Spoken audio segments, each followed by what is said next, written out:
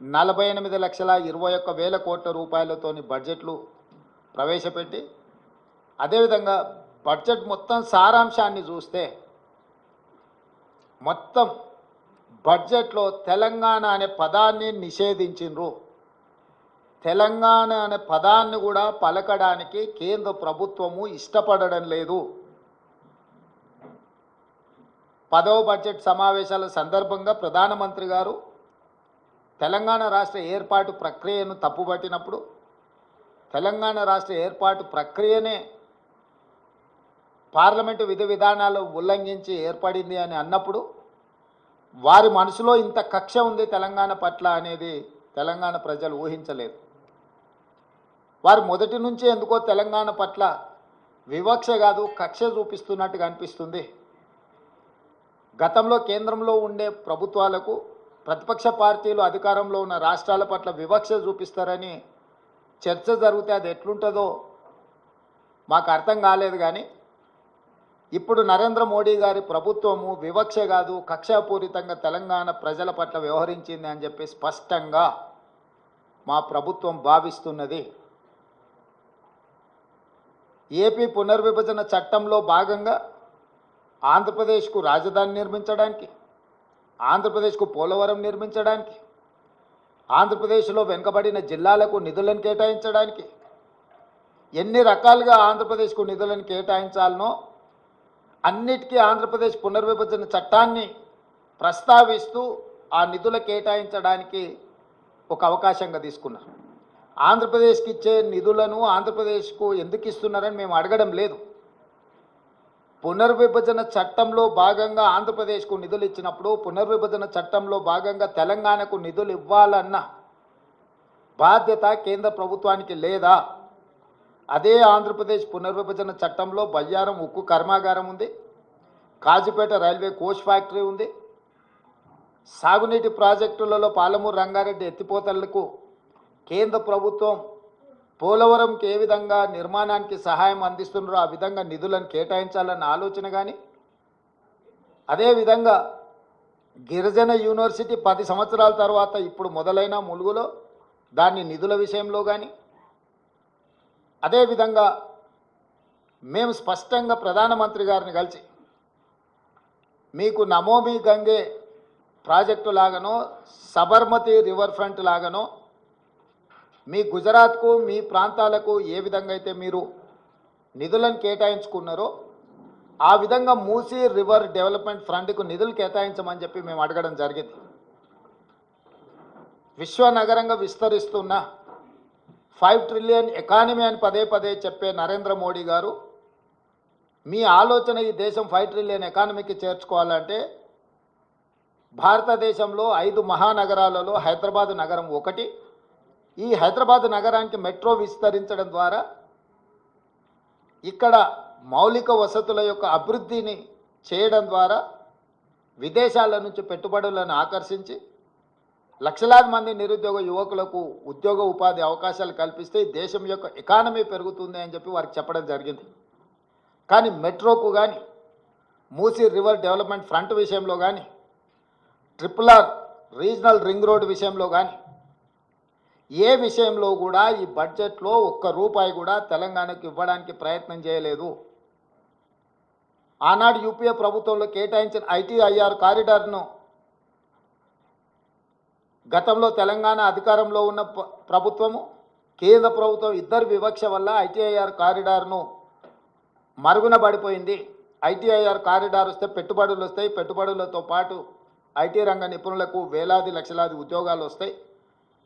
మీరు దానికి సంబంధించిన కార్యాచరణను కూడా చేపట్టండి అని చెప్పి కేంద్ర ప్రభుత్వానికి మేము విజ్ఞప్తి చేసినాం. ఈరోజు ITIR కారిడార్ గురించి ఎక్కడ ప్రస్తావన లేదు. ఈరోజు రైతులను ఆదుకోవడానికి ఒక ప్రత్యేక కార్యాచరణ ఏది తెలంగాణ రాష్ట్రానికి ఇవ్వలేదు.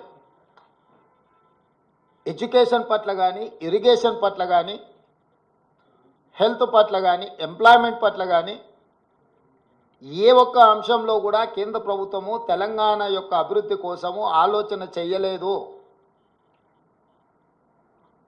ఈరోజు సబ్కా సాత్ సబ్కా వికాస్ అనేదైతే ఉందో ఈ స్లోగన్ బోగస్ అని చెప్పి బీజేపీ నిరూపించింది. వికసిత్ భారత్ అనే దాంట్లో తెలంగాణ భాగం కాదు అని ప్రధానమంత్రి గారు అనుకుంటున్నట్టుగా ఉన్నది. అసలు మొత్తం బడ్జెట్ను స్థూలంగా చూస్తే వికసిత్ భారత్ 2047 48,21,000 కోట్ల రూపాయల బడ్జెట్ను చూస్తే కుర్చీ బచావో బడ్జెట్ లాగా ఉన్నది. బీహార్కు ఆంధ్రప్రదేశ్కు తప్ప ఇతర రాష్ట్రాల పట్ల కేంద్ర ప్రభుత్వం వ్యవహరించిన తీరు కేవలం కుర్చీని కాపాడుకునే ప్రయత్నంలో భాగంగానే ఈ బడ్జెట్ను ప్రవేశపెట్టినట్టుగా కనిపిస్తుంది. ఇది ఏ రకంగా కూడా ప్రధానమంత్రి గారికి గౌరవాన్ని తెచ్చిపెట్టదు. ఇంతటి వివక్ష, ఇంతటి కక్షాపూరితమైన వ్యవహారం ఎప్పుడూ జరగలేదు. తెలంగాణ రాష్ట్రము, తెలంగాణ ప్రజలు 8 పార్లమెంట్ స్థానాలు, 35% ఓట్లు బీజేపీకి ఇచ్చిండ్రు. తెలంగాణ ప్రజలు ఎలాంటి వివక్ష బీజేపీ పట్ల చూపించలేదు. తెలంగాణ ప్రజల యొక్క నిర్ణయం వల్ల ఈరోజు నరేంద్ర మోడీ గారు ప్రధానమంత్రిగా కుర్చీలో కూర్చున్నారు. 8 సీట్లను తెలంగాణ రాష్ట్రం నుంచి గెలిపిస్తే కృతజ్ఞత చూపించాల్సిన బీజేపీ కేంద్ర ప్రభుత్వం, నరేంద్ర మోడీ గారు తెలంగాణ పట్ల కక్షాపూరితంగా వ్యవహరించారు. ఎన్నికల కంటే ముందు నేను పదే చెప్పిన, ఓట్లు సీట్లు మాత్రమే తెలంగాణ నుంచి కావాలి, కానీ తెలంగాణ ఆత్మగౌరవం పట్ల కేంద్ర ప్రభుత్వానికి ఎలాంటి పట్టింపు లేదు అని. ఈరోజు అదే విధంగా కేంద్ర ప్రభుత్వం వ్యవహరించింది. కేంద్ర మంత్రిగా ఉన్న కిషన్ రెడ్డి గారు ఈరోజు తెలంగాణ ప్రజలకు సమాధానం చెప్పాలి. బీజేపీ అధ్యక్షుడిగా నరేంద్ర మోడీ గారి మంత్రివర్గంలో యూనియన్ క్యాబినెట్ మినిస్టర్గా కిషన్ రెడ్డి గారు బాధ్యత వహించాలి. తెలంగాణకు జరిగిన అన్యాయానికి తెలంగాణ ప్రజలకు క్షమాపణ చెప్పి తక్షణమే మోడీ మంత్రివర్గం నుంచి తప్పుకోవాలి కిషన్ రెడ్డి గారు. ఇంతటి వివక్ష ఎప్పుడూ జరగలేదు. కేవలం కుర్చీ కోసం మౌనంగా ఉండడం ఇది సమంజసం కాదు. కిషన్ రెడ్డి గారు ఈరోజు తెలంగాణకు బయ్యారం ఉక్కు కర్మాగారం, Kazipet railway coach factory, IIM, ప్రతి రాష్ట్రంలో ఐఐఎం ఉంది. మేము ఐఐఎం కావాలి తెలంగాణ రాష్ట్రంలో లేదు అనిస్తే ధర్మేంద్ర ప్రధాన్ గారు నాకు లేఖ రాసిండ్రు, మీ రాష్ట్రానికి ఐఐఎం ఇవ్వము అని. భారతదేశంలో ప్రతి రాష్ట్రంలో విద్యార్థులు చదువుకోవడానికి ఐఐఎంలు ఉన్నప్పుడు తెలంగాణ రాష్ట్రానికి ఎందుకు ఇవ్వరు?